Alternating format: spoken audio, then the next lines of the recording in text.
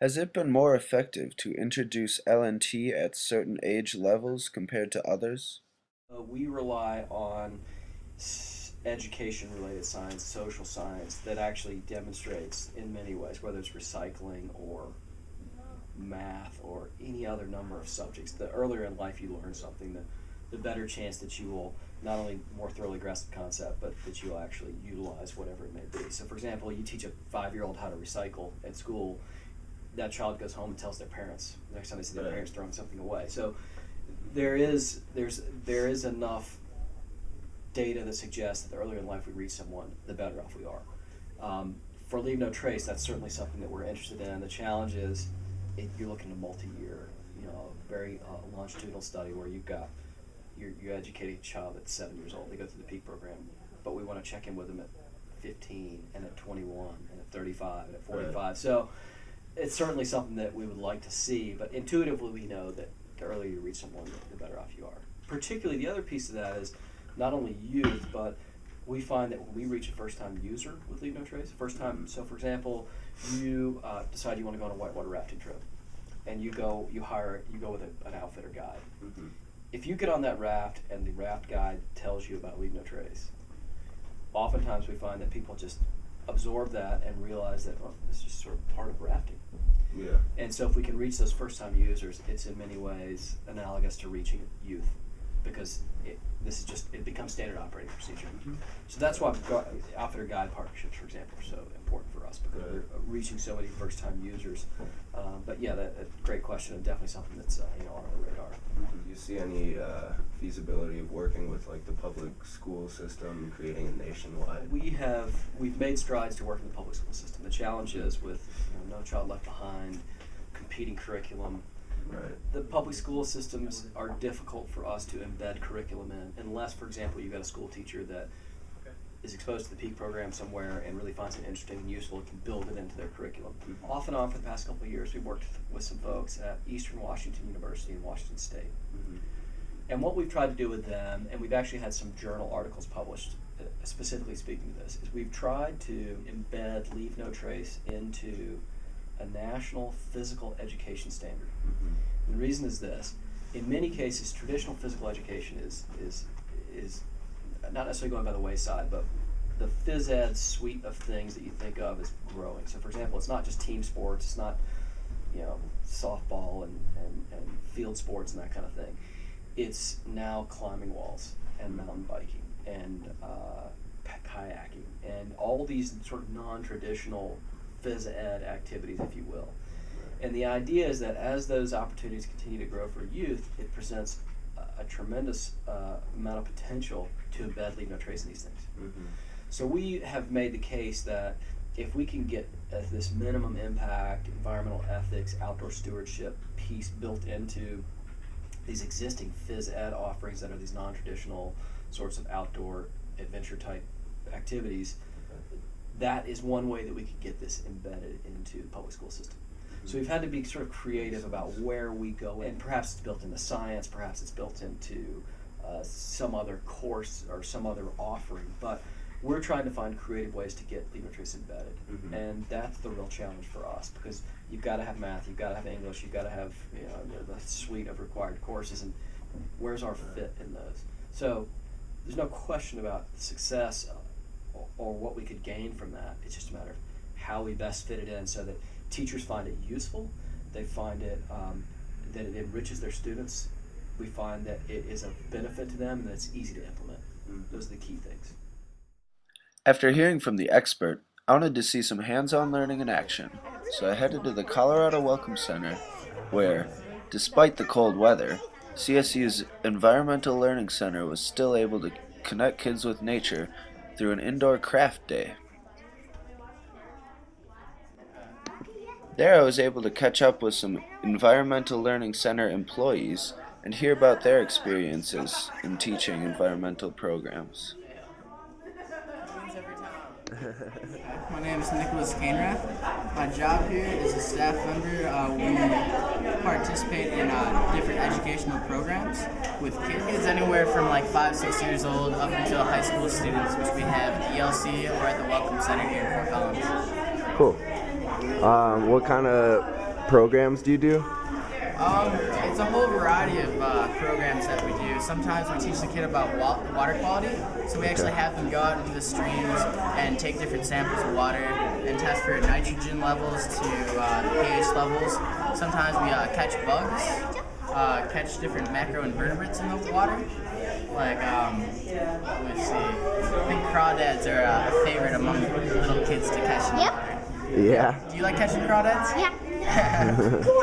Sometimes we take them on walks around the 2 different loops that we have at the ELC and sort of teach them about different wildlife habitat and just the environment there at the ELC in general. Cool. And how do kids react to this introduction to the outdoors? Most kids like it a lot. Yeah. I would say so. They always have a blast and seem to run off away from the staff members. It's really hard to grab them. Kind of too excited for their A own little good. bit too excited. Yeah. Especially when crossing the bridge at the ELC. That's a favorite. Yeah. Cool. I'm only caught 5, and they try to bite your toes, and that's it. That's it? Is that your favorite thing to do outside? Catch crawdads? What else do you like to do outside? Finding fish for bait, Yeah. Cool. and also probably choosing my best friend. They always go to the ELC. I'm Danica Baker, and I've worked at the ELC since August, so for about 4 months. And I work with connecting children to nature and teaching them about the environment around them. Very cool. What are your favorite programs that you're involved with? Through the ELC, Yeah.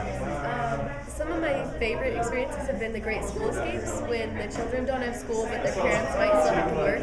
And so they come out to the ELC for a day, and we have a program based on art or birds or anything. And they learn all about that for an entire day, and they get to run through the woods and just experience nature at its finest. Very I cool. love to watch the kids have fun. Yeah. How does being able to be outside and hang out in nature impact these kids that you work with?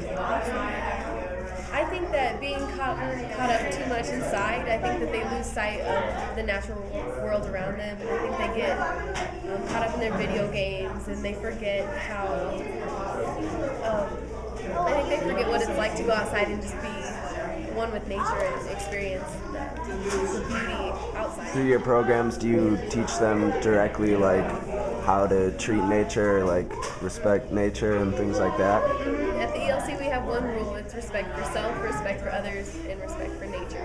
And so I think that they learn a lot about respecting nature and taking care of nature, because if we don't, someday it'll all be gone. Very cool.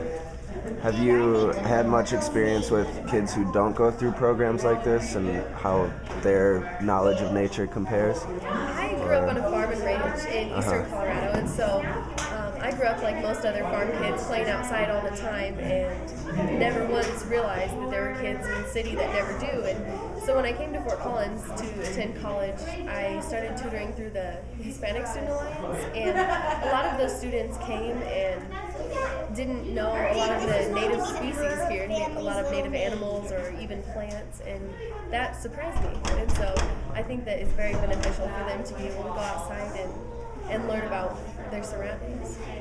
Very cool. Cool. Thanks for your time, Danica. Thank you. Really? Open this. Can I borrow this hot glue gun real quick? Well, folks, you've heard it from the expert, and you've heard it from the kids, and you've heard it from the teachers of the kids. Teaching Leave No Trace at a young age is effective.